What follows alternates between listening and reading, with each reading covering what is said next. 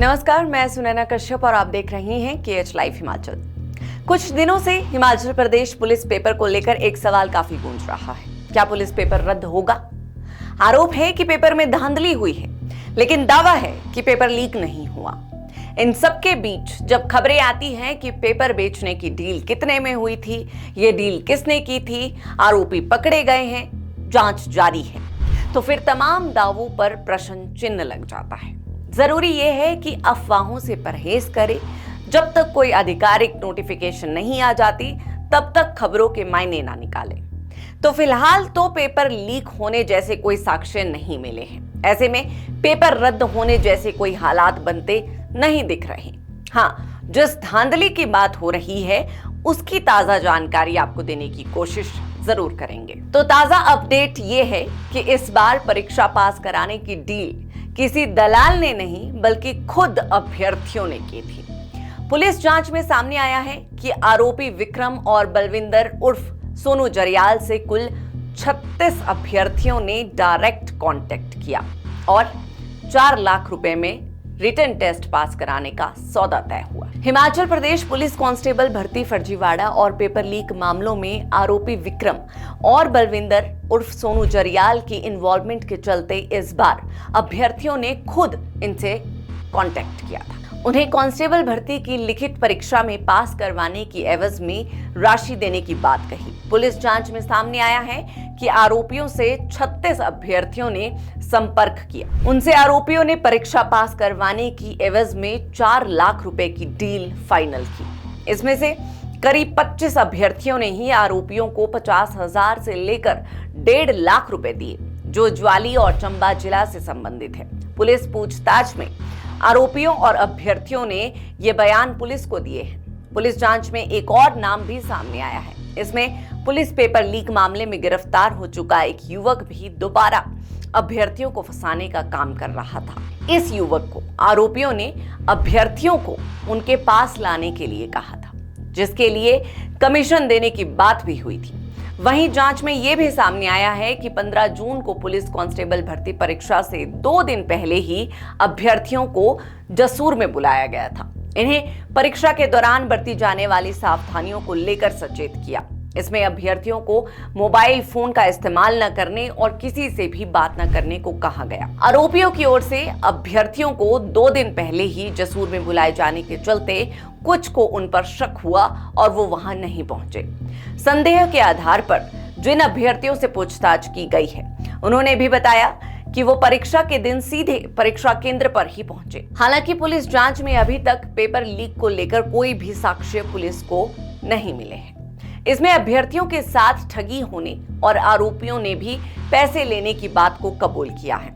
उधर एसपी कांगड़ा शालिनी अग्निहोत्री ने बताया है कि इस ठगी मामले में साक्ष्य के आधार पर मामले की जांच को आगे बढ़ाया जा रहा है। जांच में सामने आया है कि अभ्यर्थियों ने आरोपियों से खुद संपर्क किया।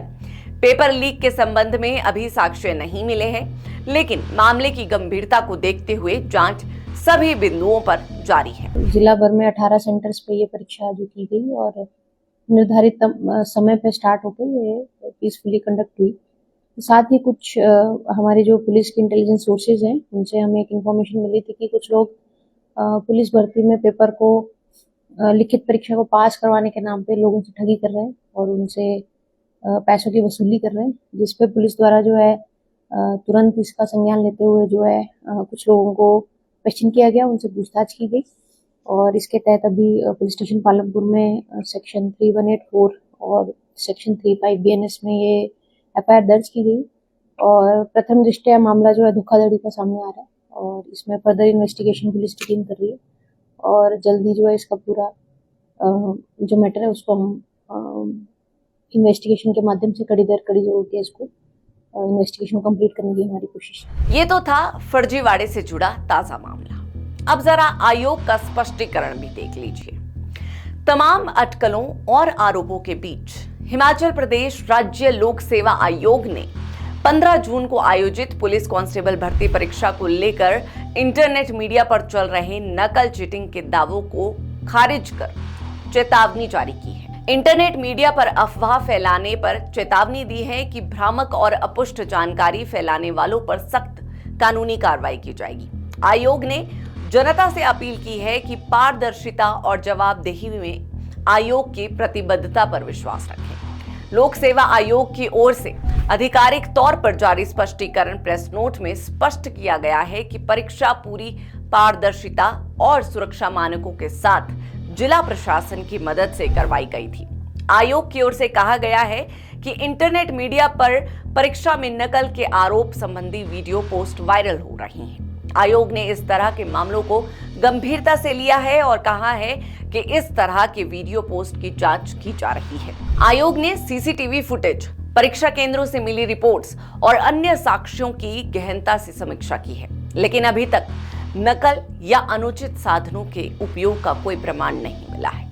आयोग ने कहा है कि अभी तक ना तो जिला प्रशासन, ना केंद्र अधीक्षक और ना ही निरीक्षण अधिकारियों से ऐसी कोई रिपोर्ट प्राप्त हुई है। जिन केंद्रों पर आरोप लगाए गए वहां के सीसीटीवी फुटेज की भी जांच की गई, लेकिन कोई ठोस सबूत नहीं मिला। आयोग ने जनता से अपील की है कि पारदर्शिता और जवाबदेही में आयोग की प्रतिबद्धता पर विश्वास रखें।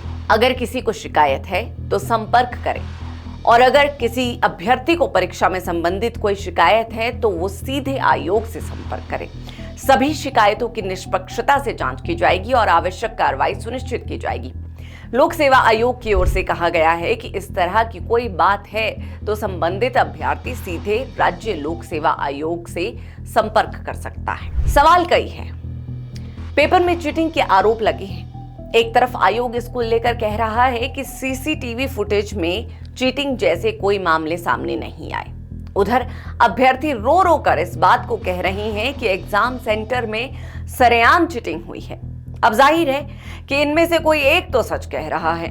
विपक्ष भी बच्चों के आरोपों को आधार बनाकर सरकार को घेरने की कोशिश कर रहा है, लेकिन बात विपक्ष की भी नहीं है, क्योंकि विपक्ष राजनीति से प्रेरित होकर हर मुद्दे पर सरकार को आड़े हाथों लेने की जद में बैठा रहता है। दरअसल सवाल ये है कि जब आयोग कह रहा है कि कोई गड़बड़ी नहीं हुई और पुलिस कह रही है कि पेपर लीक के साक्ष्य नहीं मिले, तो फिर रोते चिल्लाते ये अभ्यर्थी क्या झूठ बोल रही हैं? ना आयोग को नकल के सबूत मिले, ना पुलिस को पेपर लीक के, लेकिन जिस तरीके से अभ्यर्थियों ने खुद पैसे देकर सौदे किए वो खुद में बड़ा सवाल है। जब पेपर लीक हुआ ही नहीं तो पैसे किस चीज के लिए दिए गए?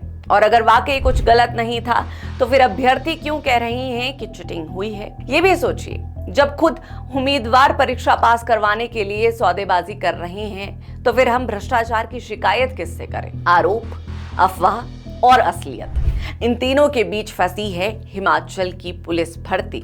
लेकिन इनके बीच बात साफ है, फिलहाल पुलिस पेपर रद्द नहीं होगा। बहरहाल आज की इस चर्चा में इतना ही। इस पूरी चर्चा पर आप सभी की क्या राय है, ये हमें कमेंट कर जरूर बताएं।